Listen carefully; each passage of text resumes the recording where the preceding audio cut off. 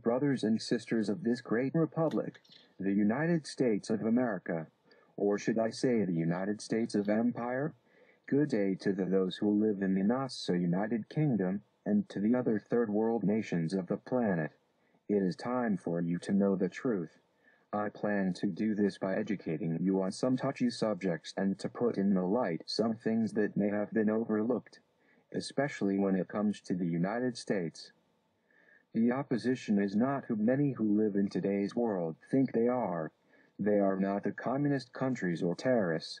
They are not the regions of the world that do things differently than we do. It is the people who wish to force others to see their point of view through violence, fear, hate, war, and religious beliefs.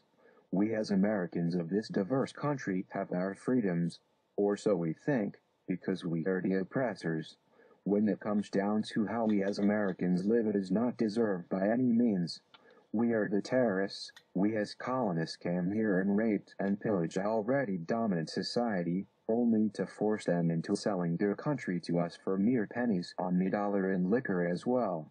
We did this by slaughtering countless innocent souls, all because we wanted to worship in our churches that lied to us in the first place. You have been lied to all of your life, and you love it. Those of you who can see through the lies and can think freely like I and many others do are either too busy to do anything or too cowardly to try. You have been lied to so much by your government and the media that when you see a bold-faced lie, you accept it as truth. We are a population of zombies confused by propaganda and distracted by TV, given false dreams of being famous by worshipping your rock stars, sports idols, and movie gods. You are more than happy living a long life of misery and poverty, all because you refuse to educate yourself in the right ways in order to succeed. You are told to have fun when you're young because once you're an adult, life starts to suck, because you are forced to accept reality. You are thrown into debt well before you have the money to pay for it. You are constantly being bombarded by advertisements that keep you in debt until the day you die, while yet reducing your lifespan by being poisoned by cigarettes, drugs, and alcohol. I am currently reading a book that is very descriptive on how America has been turned into an empire. It is called Blow It Back. That is a CIA-created term that refers to what happens to America when operations that the United States engage in go wrong. We as citizens then feel the heat of what our country and our government have indirectly involved us in. We are the best country in the world to live in, or so we're told, and on a day-to-day basis I have the ability to see and talk to people that are completely oblivious to what America has become. The United States population has been told that we are a democratic republic, when in reality, if you study history, we are actually a constitutional republic. The Founding Fathers, which is another story altogether, as rich and oppressed as they were, knew that if democracy were to be instituted, that government could be used against the people if the politicians were to become greedy. I once heard that democracy is two wolves and one sheep deciding what's for dinner. We have been told that the United States is a democratic republic because in a democracy the people have a choice, when in reality in a democracy it is actually a system of majority rule. 51% versus 49% will always win a vote, thus creating a very easy system to manipulate, especially when you have rich politicians that go out and rally for people's vote by expressing their beliefs and tailoring them to what people will like.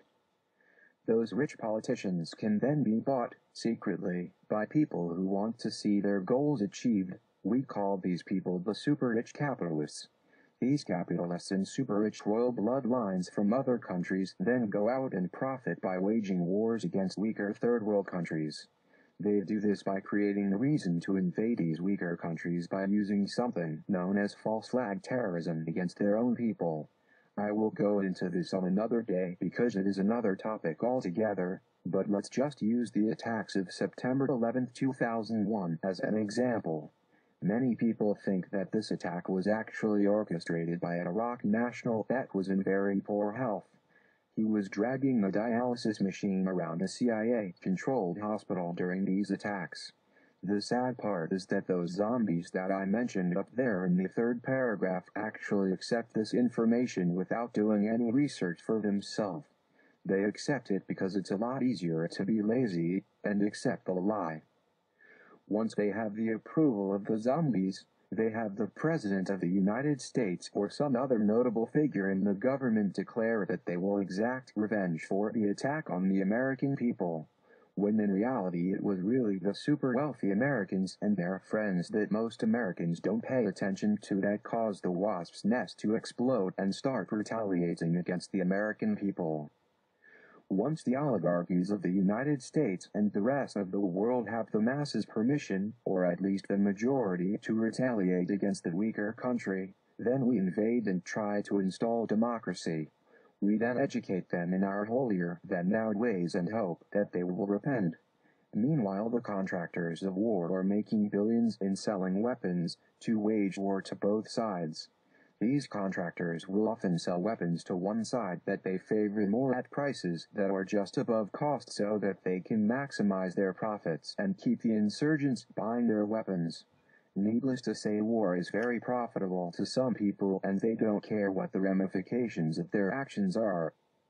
Why do you think that Kennedy was assassinated or that a crazed lone gunman attacked and killed John Lennon? Kennedy, aside from wanting to disassemble the Federal Reserve, also wanted to stop our government from going into a war with Cuba. He actually did just that. The Joint Chiefs of Staff at the Pentagon wanted to go through with Operation Northwoods, which was signed by the chairman Lyman Lemnitzer. This operation, in very short synopsis, was a false flag proposal that would take average, everyday citizens of the United States and use them in a planned attack of a civilian aircraft, and then pointing the blame on Fidel Castro and Cuba in order to continue the war. The royal oligarchies and the elite international capitalists will do anything to make a buck and to see that their will is enacted on the United States and the world, and they do not care who gets in their way. If you connect the dots and do your research by following the money, you will see things starting to make more sense. Unless, of course, you are what I like to call a lost cause, which is a type of zombie-like state of mind where you are afraid to accept other points of view, especially if they challenge what your current belief system is. This is also called cognitive dissonance. It is basically where you cannot hold onto two varying points of view. So you throw away the scarier of the two and forget that it was even introduced. If you take the time to go and look, you will find that the United States has only officially ever declared war against other countries a total of 11 times. These wars were either brought into being by the elite behind the scenes, or they happened naturally.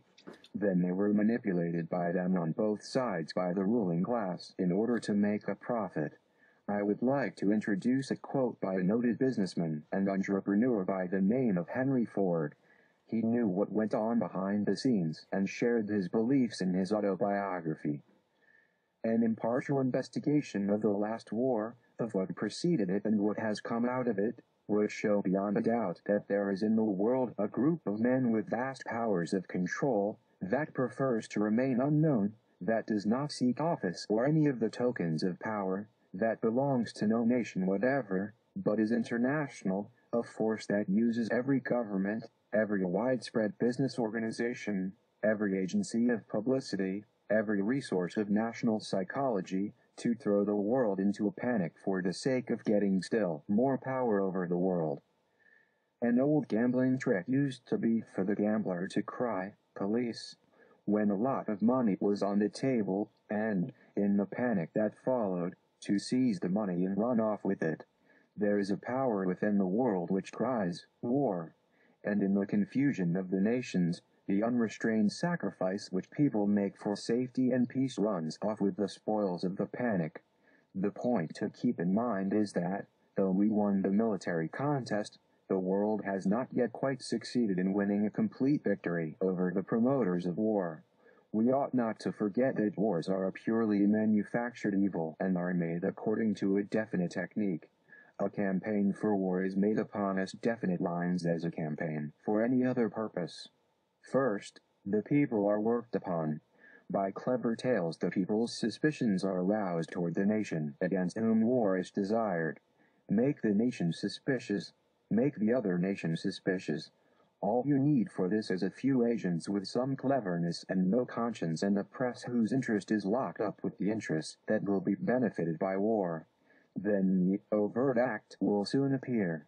It is no trick at all to get an overt act once you work the hatred of two nations up to the proper pitch. There were men in every country who were glad to see the World War begin and sorry to see it stop. Hundreds of American fortunes date from the Civil War. Thousands of new fortunes date from the World War. Nobody can deny that war is a profitable business for those who like that kind of money. War is an orgy of money, just as it is an orgy of blood. And we should not so easily be led into war if we considered what it is that makes a nation really great. It is not the amount of trade that makes a nation great. The creation of private fortunes, like the creation of an autocracy, does not make any country great. Nor does the mere change of an agricultural population into a factory population. A country becomes great when, by the wise development of its resources and the skill of its people, property is widely and fairly distributed. Henry Ford. When it comes right down to it, the game is really only about two things: control of populations and the acquisition of wealth. If you can master these two things, then you can and will control the world. If you are not careful, you will become overcome by greed. You will eventually develop megalomania, which is a mental disease that is the product of being too wealthy and powerful. It is pretty close to being paranoid all of the time, just like what happens when you smoke some bad marijuana. Not very many people know this, but the planet has not seen a time period in all of humans' known existence when we were not at war. We have always been fighting. I feel that as long as the elites are in control of the world, that we will always be fighting with each other. Until next time, when I will go more into other topics, live free or die, my brothers and sisters, and never give in to tyranny and oppression.